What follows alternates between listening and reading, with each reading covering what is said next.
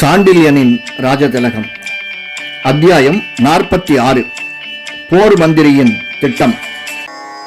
விக்ரமாதித்த சத்யாஸ்ரயன் மாளிகையிலிருந்து திரும்பிய ஸ்ரீ ராமபுண்ணிய வல்லபர் தமது மாளிகையில் அந்தரங்க அறையில் தீர்க்காலோசனையுடன் நெடுநேரம் உலாவினார். பிறகு ஏதோ ஒரு முடிவுக்கு வந்துவிட்டவர் போல தாமே தலையை அசைத்துக் கொண்டு வெளியில் இருந்த காவலன் ஒருவனை அழைத்து, சீக்கிரம் நமது தளபதியை அழைத்து வா என்று உத்தரவிட்டு அங்கிருந்த மஞ்சம் ஒன்றில் அமர்ந்து ஒரு கரும் பலகையில் ஏதேதோ கோடுகளை வரைந்து சில இடங்களில் புள்ளிகளையும் வைத்தார்.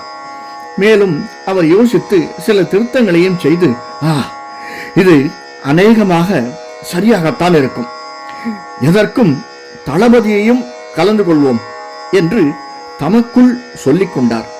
போர் அமைதி மந்திரியின் அழைப்பு கிடைத்த மாத்திரத்தில் ராஜவீதியின் கோடி மாளிகையில் இருந்த சாளுக்கிய தளபதி வெகு துரிதமாக அங்கு வந்து சேரவே, ஸ்ரீ ராமபுண்ணிய வல்லவர் தமது முன்பு வணங்கி நின்ற தளபதியை எதிர் ஆசனத்தில் உட்காரச் சொல்லி தமது கையில் இருந்த கரும் பலகையை தளபதியிடம் கொடுத்தார்.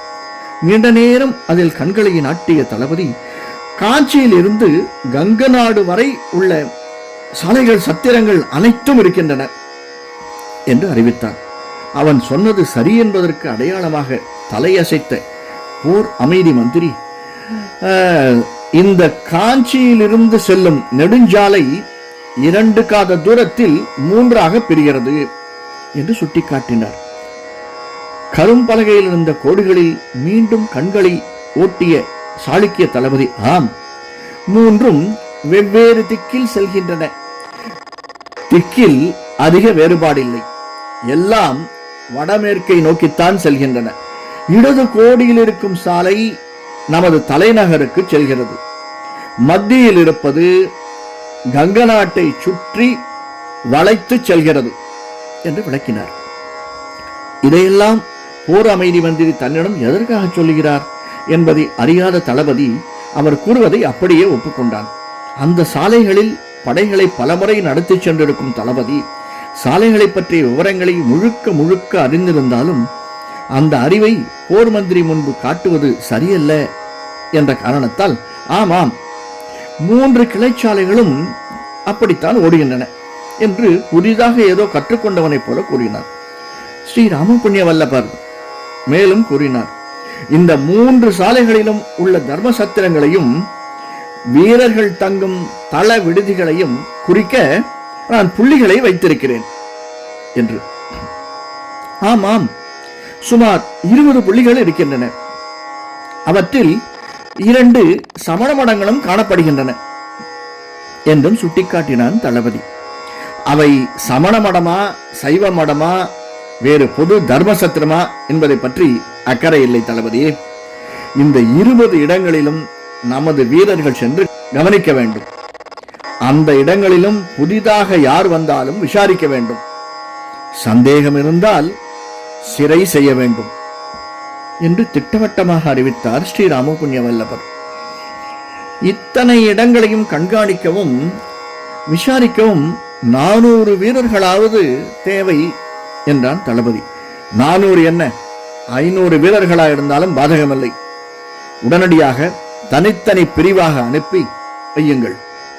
இந்த 20 இடங்களை நாம் வளைத்து விட்டால் காஞ்சியில் இருந்து செல்லும் 3 சாலைகளும் நம் கைவசம் இருக்கும். எதற்கும் நானே முன்னதாக 20 வீரர்களை அனுப்பியிருக்கிறேன் என்று கூறினார் ஸ்ரீ ராமபுண்ணிய வல்லபர். தளபதி சிறிது சிந்தித்தார். பிறகு துணிவை வரவழைத்துக் கொண்டு கேட்டான், யாரை சிறை செய்ய இத்தனை ஏற்பாடு? ஒருவேளை பரமேஸ்வரனின் ஒற்றர்கள் எல்லைகளில் நடமாடுகிறார்களா என்று. இல்லை, ஒற்றர்களை பிடிக்க இத்தனை ராணுவ வீரர்கள் தேவையில்லை. 3 பேர்களை சிறை செய்ய வேண்டும். 3வரும் காஞ்சியிலிருந்து நேற்று தப்பிச் சென்று விட்டார்கள். அதுவும் ஸ்ரீ ராமபுண்ணிய வல்லபர் வீசிய வலையிலிருந்து தப்பிவிட்டார்கள் என்றால் அவர்கள் சாமர்த்தியத்தை பற்றி அதிகம் சொல்ல தேவையில்லை என்ற போர் மந்திரி, அதிலும் ஒருவர் மிக முக்கியமானவர், அவர் தப்பிவிட்டால் கங்க நாட்டு போர் நம் திட்டப்படி நடக்காது என்றும் குறிப்பிட்டார். அப்படிப்பட்ட ஒரு தனி தனிப்பட்ட மனிதன் போரின் போக்கையே மாற்ற முடியும் என்று ஸ்ரீ ராமபுண்ணிய வல்லபர் நினைப்பதை எண்ணி பெரு வியப்படைந்தான் தளபதி. அந்த வியப்பை முகத்திலும் காட்டி, அப்படியும் ஒரு மனிதன் இருக்கிறானா என்று வினவினார். இருக்கிறான். யார் என்று நான் அறியலாமா?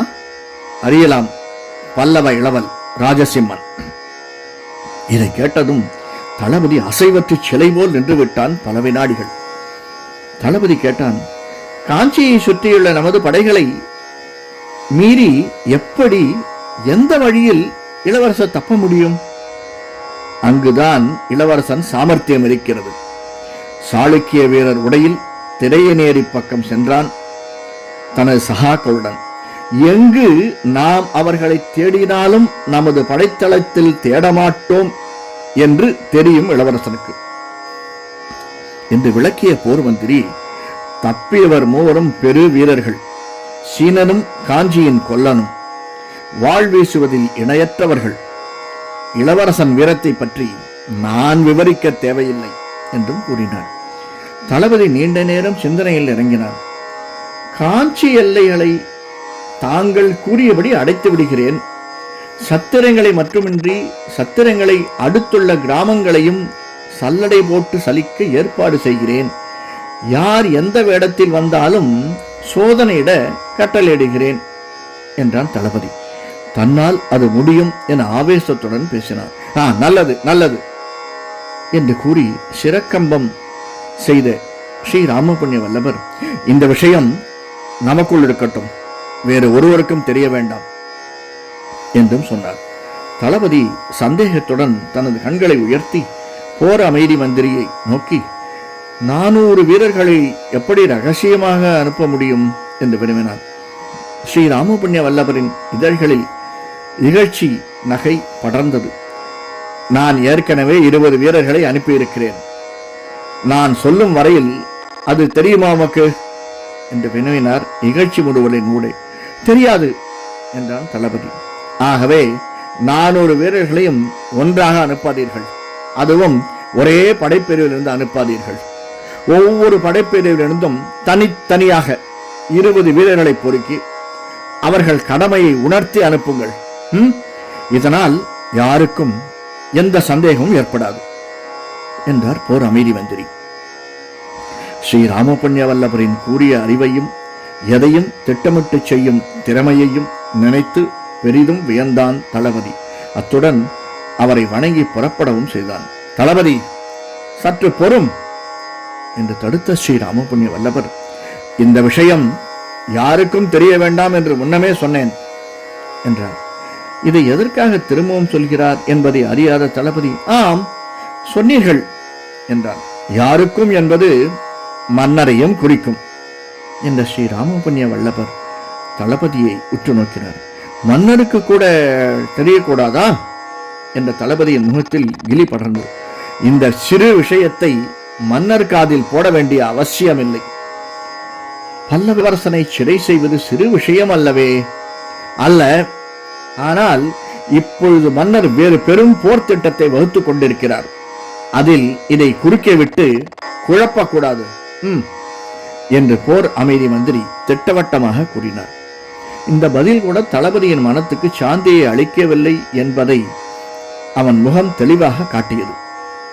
ஆனால் போர் அமைதி மந்திரியின் கட்டளையை மீறுவது பெரும் அபாயம் என்பதை உணர்ந்ததால் பரம சங்கடத்துக்கு உள்ளானான். ஆகவே முடிவில், நாளைக்கு ஏதாவது கேள்வி வந்தால் மன்னனிடம் தாங்கள் தான் சமாதானம் சொல்ல வேண்டும் என்று கூறினான். அஞ்சாதே, என்னை மீறி உனக்கு எந்த சங்கடமும் வராது. வந்தால் நான் பார்த்துக் கொள்கிறேன் என்று தளபதிக்கு அபயம் கொடுத்த போர் மந்திரி, தளபதி, பல்லவ இளவரசனை நாம் சிறைபிடிக்க முயல்வது நமது சொந்த நன்மைக்கு அல்ல, நமது மன்னர் நிறுவ நினைக்கும் சாளுக்கிய சாம்ராஜ்யத்தின் நன்மைக்காக. மன்னர் கனவை உடைக்க கூடியவன் ராஜசிம்மன் ஒருவன்தான். அவன் அடுத்த 15 நாட்களுக்கு செயல்படாத முறையில் தடுக்க வேண்டும். கங்க நாட்டு போர் எந்த சமயத்திலும் துவங்கும் நிலையில் இருக்கிறது. பரமேஸ்வரவர்மன் பெரும் படை திரட்டி இருக்கிறான். பரமேஸ்வரவர்மன் மகாவீரன் போரில் இணையற்றவன். ஆனால் எதிர்பாராத சமயத்தில் இடத்தில் பெரும் போர் நிகழ்ந்தால் அதை சமாளிக்க அவனால் முடியாது. அவன் மகன் ராஜசிம்மனால் முடியும். ஆகவே தந்தையிடம் தனையனை போகவிடக்கூடாது. புரிகிறதா என்று மனம் திறந்து பேசினார் ராமபுண்ணிய வல்லபர். தந்தைக்கு இல்லாத அத்தனை வல்லமை தனையனுக்கு எங்கிருந்து வந்தது? எந்த போரிலும் இளவரசன் ஈடுபட்டதாக தெரியவில்லையே என்றான் தளபதி. நான் எந்த போரில் ஈடுபட்டேன் என்று வினவினார் போர் அமைதி மந்திரி. ஈடுபடாவிட்டாலும் திட்டமிடுகிறீர்கள். அப்படி இளவரசனும் திட்டமிடக்கூடியவன், திட்டமிட்டு படைகளை நடத்தவும் வல்லவன். அவனை பற்றிய பெயர் சாளுக்கிய நாட்டிலேயே அடிபடுகிறது. நமக்கு முக்கிய எதிரி ராஜசிம்மன் தான், பரமேஸ்வரன் அல்ல. இதை கேட்ட தளபதி, மந்திரி அவர்கள் சொற்படி இன்னும் 2 நாட்களில் பல்லவ இளவலை சிறை செய்து இங்கே கொண்டு வருகிறேன் என்று உறுதி கூறி தன் உறுதியை குறிக்க தனது இடையில் இருந்த வாளின் மேல் கையை வைத்தார். சற்று பொறு என்றார் போர் மந்திரி. வேறு ஏதாவது உத்தரவு உண்டா என்று வினவினான் தளபதி. உண்டு, உத்தரவிடுங்கள். காஞ்சிக்கு இளவரசனை கொண்டு வர வேண்டாம். பெருவியப்பு மீண்டும் படர்ந்தது தளபதியின் முகத்தில். வேறு எங்கு சிறை வைப்பது என்று வினவினார். சாளுக்கிய நாட்டுக்கும் கங்க நாட்டுக்கும் மேற்கில் சாளுக்கிய எல்லையில் மேற்கு தொடர் மலை இருக்கிறது. ஆம், அதன் அடிவாரத்தில் அடர்ந்த காடு இருக்கிறது. ஆம், அதில் சாளுக்கிய மன்னர்கள் வேட்டையாடுவதற்காக ஒரு மாளிகையும் கட்டியிருக்கிறார்கள். தெரியும், கோட்டை போன்றது. அதில் அடைத்து வைக்க ஏற்பாடு செய்யுங்கள். அந்த இடத்தில் யாரும் இளவரசனை தேடமாட்டார்கள். கண்டுபிடித்தாலும் அந்த மாளிகைக்குள் யாரும் புக முடியாத ஏற்பாடுகள் இருக்கின்றன. தளபதி, சித்தம். உத்தரவை நிறைவேற்ற என்னால் ஆனவரை முயலுகிறேன் என்று கூறினான். அங்கு இளவரசனுக்கு எந்த குறையும் வைக்கக்கூடாது. சகல உபச்சாரங்களும் நடக்கட்டும். 15 நாட்களுக்கு பிறகு இளவரசனை விடுதலை செய்து அனுப்பிவிடுங்கள் என்று கூறி தளபதி போகலாம் என்று விடை கொடுத்தார். தீவிர சிந்தனையுடன் வெளியேறினான் தளபதி. உள்ளே இருந்த ஸ்ரீ ராமபுண்ணிய வல்லபரும் தீவிர சிந்தனையில் தான் இருந்தார். என்ன இருந்தாலும் ராஜசிம்மன் கூறிய அறிவுள்ளவனாயிற்றே. அந்த சீனனும் லேசுப்பட்டவன் அல்லவே. அவர்கள் அகப்பட்டால் கங்க நாடு பிழைக்கும். இல்லையேல் என் திட்டம் தூளாய் பறந்துவிடும் என்று தமக்குள் சொல்லிக் கொண்டார். இப்பொழுது ராஜசிம்மன் எங்கிருப்பான், எத்தனை தூரம் போயிருப்பான் என்றும் வினவிக் கொண்டார். அவர் நினைத்த அதே நேரத்தில் தண்டி மகாகவி தமது மாளிகையிலிருந்து போர் மந்திரியின் மாளிகையில் நுழைந்ததும் பிறகு கவலை படர்ந்த முகத்துடன் விழிப்போந்ததையும் கவனித்தார். விஷயத்தை ஓரளவு ஊகித்தும் கொண்டார். பிறகு உள்ளே சென்று நறுக்கு ஓலை ஒன்றை அவசரமாக எழுதி அதை தமது சீடன் ஒருவன் கையில் கொடுத்து அவன் காதில் ரகசியமாக ஏதோ ஓதினார். ஓலையை பெற்றுக்கொண்ட சீடன் கடிகையை நோக்கி விரைந்தான். நன்றி. இந்த காணொளி பிடிச்சிருந்ததுன்னா லைக் பண்ணுங்க, சப்ஸ்கிரைப் பண்ணுங்க, ஷேர் பண்ணுங்க. வணக்கம்.